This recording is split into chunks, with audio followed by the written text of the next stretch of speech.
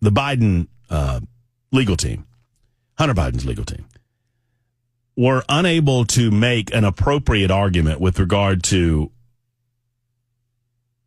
his violation of Form 4473 and subsequent prosecution. If Democrats have a complete lack of respect for the Constitution, they have a complete lack of respect for the law, so none of this could happen to better people. I'm just trying to pull it back from our focused field of vision, and that focus being on Hunter Biden, and apply this standard more broadly to your average American. Because I do not believe some of us would be looking at this the same way and focusing on the same things if this guy's name was Hunter Smith as opposed to Hunter Biden. I understand why that is. I understand that the revelations about the laptop matters. I understand that the revelations about his desire or his willingness, his seeming ability to flaunt the law matters. But at the same time, I think the Second Amendment matters more. The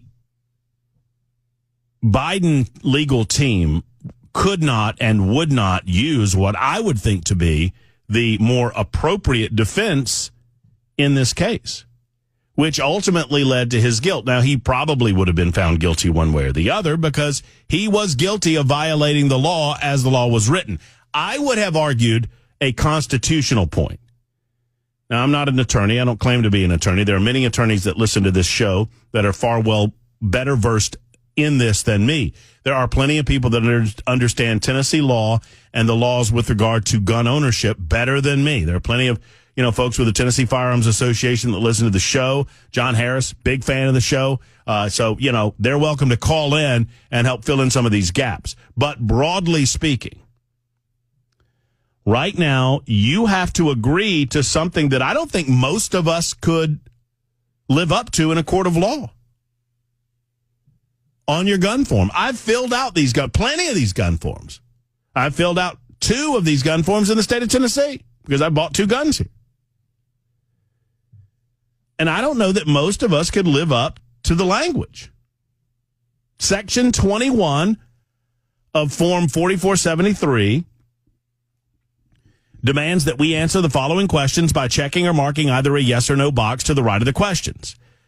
Are you the actual transferee or buyer? And on it goes. Do you intend to sell or dispose of this firearm to commit a crime? Are you under indictment? Are you a convicted felon? Are you a fugitive from justice? And then we get down to question F. Are you an unlawful user of or addicted to marijuana or any depressant, stimulant, narcotic drug, or any other controlled substance? That question is not limited to unlawful drugs. That question is broadly interpreted as lawful and unlawful drugs. It is a question about drug addiction, not about unlawful drug addiction. And it includes language like stimulants and depressants. According to this information, any one of you that are currently on Adderall, and you feel like you have to have your Adderall to function, you're not allowed to own a gun according to the federal government. Or I'm sorry, you're not allowed to purchase a gun according to the federal government. As a matter of fact, if you want to extrapolate this out to its natural conclusion, are you an unlawful user of or addicted to marijuana or any depressant, stimulant, narcotic drug, or any other controlled substance? Pharmaceutical drugs. Well, the stimulant portion of that indicates to me that if I wanted to, I could argue that those of you that are addicted to caffeine, the government could determine that you're not allowed to own a gun. So my concern yesterday, not about Hunter, I don't give a rip about Hunter Biden. Hunter Biden's a scumbag. Once again, I've established that. My concern is, are we willing to concede that the government gets to determine when you are addicted or not addicted to something? Are you giving the government the right to determine what is and is not addiction as it pertains to your right to own a gun. Because let me promise you something. When the government has that ability, and if the government hones in and focuses in on that ability, they will not err on the side of you owning a gun. They will err on the side of you not owning a gun. They will always err on the side of you not owning a gun.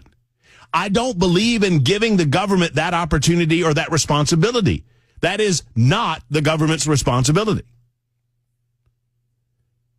And frankly, my understanding of the Second Amendment, I'm loath to suggest that the government has any ability to determine whether or not you should be able to own a gun based on what you consume in your own body. So long as gun ownership should be predicated only on whether or not you have unlawfully violated the rights of other people. Or it should only be limited in that regard. Am I off base here? And that applies to Hunter Biden, too. My standards don't change because I'm talking about a scumbag. Not when it comes to the Second Amendment. However, these people were hoisted by their own petard, and here's why. Because they refused to make this constitutional argument. They were unable to make this constitutional argument. Instead of what they ought to have done, because I think this sets a bad precedent. His lawyers should have argued that this is against his constitutional rights per the Second Amendment of the Constitution of the United States of America, which says shall not be infringed.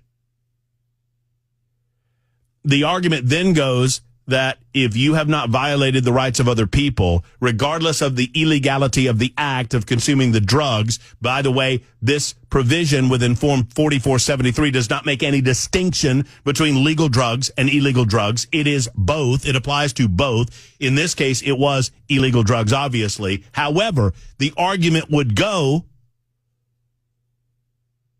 it is still a violation of a Second Amendment rights to ask the question. And I am a little bit surprised, maybe I shouldn't be, at the silence of some of my 2A believers.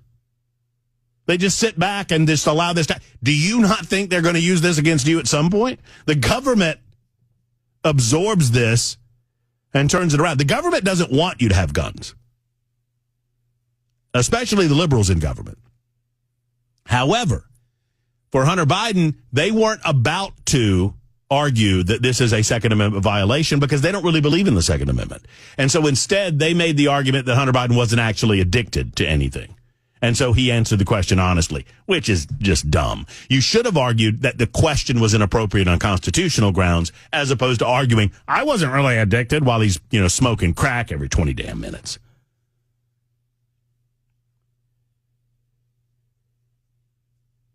If you do not believe that they will not continue to use this against other Americans, I don't know, man. Let's just wait and see. Shall not be infringed applies to everyone, including people that we don't like. And I believe it takes, and I'm not just saying this because I happen to take up this position, but it takes a strong position and a strong personality to say, despite my disgust with the person that I happen to be talking about, the issue is more important. Because I do not believe that it will be very long, especially if Joe Biden secures re-election. I do not believe that it will be very long before they engage the American people with regard to our gun ownership rights. What in the world do you think Democrats would really do if they had a filibuster-proof Senate and they had the House of Representatives and they had Joe Biden as president who wouldn't know his butt from a hole in the ground?